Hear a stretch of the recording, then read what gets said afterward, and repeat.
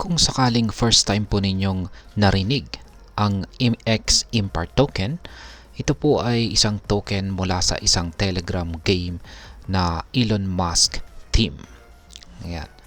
At ang paglabas po ng token na ito ay mas naging kapansin-pansin po ito nang matapos ang pagkapanalo ni Ginoong Donald Trump bilang Pangulo ng bansang US ngayon pong taong 2024. Ngayon ay ano nga ba kasi ang X-Impart at bakit po ito biglang tumaas kasabay ng pagkapanalo ni Ginoong Donald Trump bilang Pangulo ng bansang US.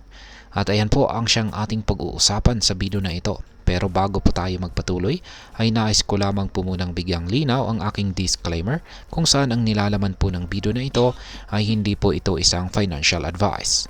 For education and information purposes lamang po ang layunin nito. Ngayon, ang unang tanong po natin dito ay ano nga ba ang X-Impart at bakit po ito konektado kay Ginoong Elon Musk? Ang X-Impart ay isa po itong tap-to-earn game sa Telegram kung saan ay inspired po ito sa ilang aspeto ng buhay at imahe ni Ginoong Elon Musk. Nung una ay tinawag po itong Musk-Impart, ngunit sa kalaunan ay nirebrand po ito or pinalitan po yung pangalan nito bilang X-Impart.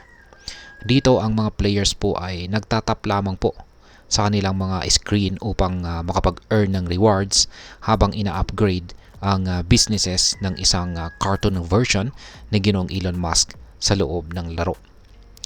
Ngayon ay ginawa ang game na ito para sa mga mahilig sa crypto at syempre yung mga fans ni Ginoong Elon Musk na rin. Dahil si Ginoong Musk ay kilala sa pagiging vocal supporter ng mga cryptocurrencies tulad po ni Bitcoin at Dogecoin. Ngayon kahit unofficial po ang tribute lang unofficial at tribute lamang po ito, maraming fans pa rin ni Ginoong Musk ang natuwa at sumusuporta sa larong ito or sa paglalaro sa game na ito. Ngayon ay paano po nakakaapekto ang proyektong paano po nakakaapekto yung panalo ni Ginoong Donald Trump sa X-Impart token? Ngayong taon ay lumabas na po ang projected na panalo ni Ginoong Donald Trump ngayong taong 2024 presidential election. At kakaibat po nito ang pagtaas ng interes sa crypto. Kasabay nito ay napansin din ang matinding spike sa presyo ni Bitcoin at ang X-Impart token ay tumaas na rin po ng 53% sa loob lamang ng 24 oras. Ngayon ay bakit po nagkaroon ng ganitong epekto? May connection po ito sa patuloy na suporta ni Ginoong Elon Musk kay Ginoong Donald Trump or Pangulong Donald Trump.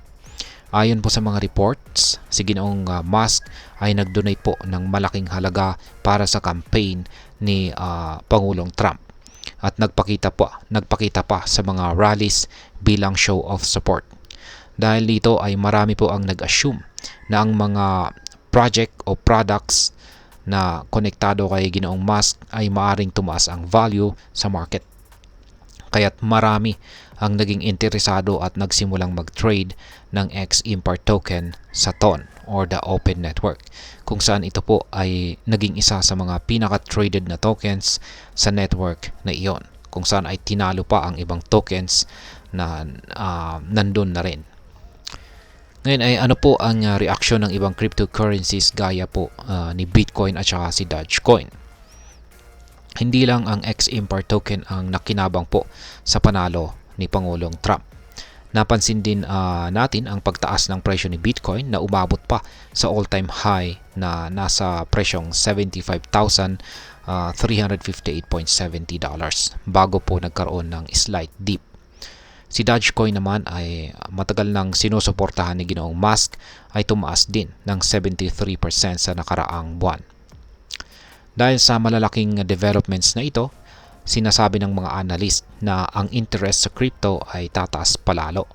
Naging topic din ang pagbuo ng isang government agency na pinangalanang Department of Government Efficiency o DOGE na di umano ay maaring pamunuan ni Ginoong Musk. Dahil dito ay nagkaroon pa ng mas malaking hype si Dogecoin at sa mga Musk-inspired projects katulad ng X-Impar. Ngayon ay ano naman ang masasabi nating epekto nito sa kabuuang cryptocurrency market. Ang pangyayari po na tulad nito ay nagpapakita ng influence ng mga kilalang personalidad gaya po ni Ginoong Musk sa cryptocurrency market. Kung may bago pong development na directly or indirectly na konektado kay Ginoong Musk, hindi po natin maiiwasang tumaas ang interest dito, kung saan kalaunay nagtutulak po sa pagtaas ng trading volumes at presyo ng mga related na tokens. Halimbawa, ang trading volume ng X-Impar token ay lumampas sa $316 million sa loob lamang ng 24 oras. Isang napakalaki po itong pagtaas mula sa dating volume nito. Ang spike na ito ay nagpapakita ng malakas na demand sa market kung saan maraming tao ang nagnanais mag-invest o mag-speculate na baka mas tumaas pa ang value ng token na ito. Ngayon ay ano po ang maaaring mangyari sa presyo ng X-Impar at si Bitcoin. Ayon po sa mga analyst, malaki ang posibilidad na tumaas pa ang presyo ni Bitcoin at ang X-Impar token sa mga susunod na buwan. Para kay Bitcoin ay may mga factors tulad po ng posibleng spot ETF approvals at ang recent na Bitcoin halving kung saan ay inaasahang pong mag-push ng presyo nito pataas.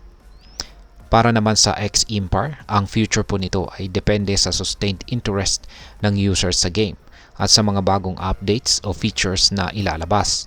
Kung magpapatuloy po ang hype sa paligid ng mga products na connected kay Ginoong Musk, maaari pong magtuloy-tuloy ang upward trend nito, lalo na't maraming fans si Ginoong Musk na maaaring mag-invest dahil sa kanilang suporta at excitement sa mga ganitong projects.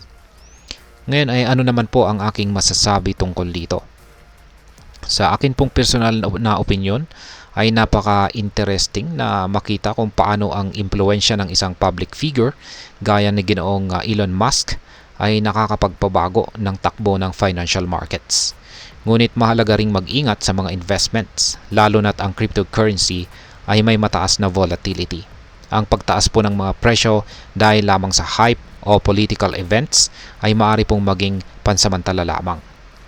Kaya kung interesado po kayo sa ganitong klaseng investment, mahalaga po na mag-research ng mabuti. Alamin kung ano ang mga factors na nagpapaandar ng market at mag-invest lang ng kung ano ang kaya ninyong i-risk.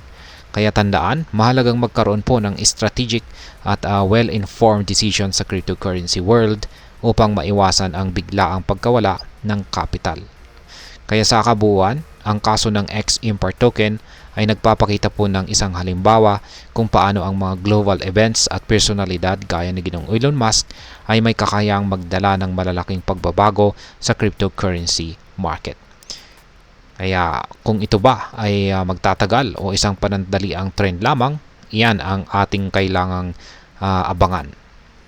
At hanggang dito na lamang po tayo sa video na ito mga ka-crypto. Sana po ay inyong nagustuhan ang aking paliwanag sa video na ito. Kung inyo po itong nagustuhan, pakiclick lamang po ang like button nito. Marami pong salamat sa panonood.